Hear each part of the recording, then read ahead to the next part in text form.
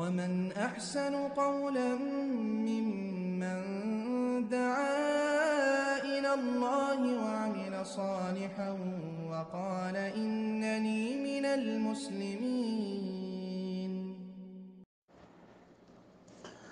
ওয়ালাইকুম আসসালাম রহমতুল্লাহি ওবরাকাতুহু। যে আমাদের একদিন ভাই জানতে চেয়েছেন যে আমাদের অনেক ভাইরা আছেন যারা আজমিরে যেতে চায়, তো আমরা যখন নিষেধ করি তখন তারা বলে আমরা শুধু দেখতে যাব। তো শুধু দেখার জন্য যাওয়া যাবে কিনা?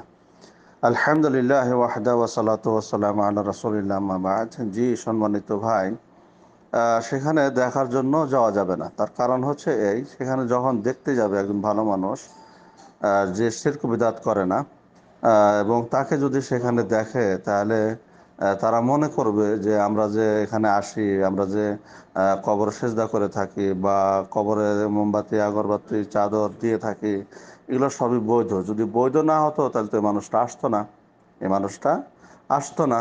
তো এর দ্বারা তাদেরকে উৎসাহিত করা হয়ে থাকে, অথবা তাদেরকে বৈধ হিসেবে প্রমাণ হিসেবে তাদের একটা দলিল পেয়ে যায়।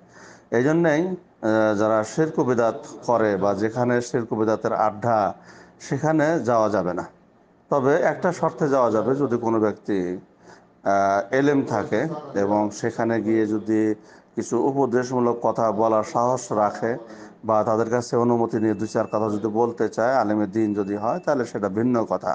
কিন্তু কিন্তু এমনি সেখানে কি হয় কি না হয় তা দেখার জন্য সেখানে যাওয়া যাবে না। সেখানে যাওয়ার অর্থই হলো তাদের কাজে সমর্থন জানান, উৎসাহ করা এবং তাদের কাজ বৈধ বলে প্রমাণ হিসাবে একটা তারা সার্টিফিকেট পেয়ে যায়। এই জন্যে তাদের এই সমস্ত অবৈধ কাজে যাওয়া যাবে না, শরীক হওয়া যাবে না।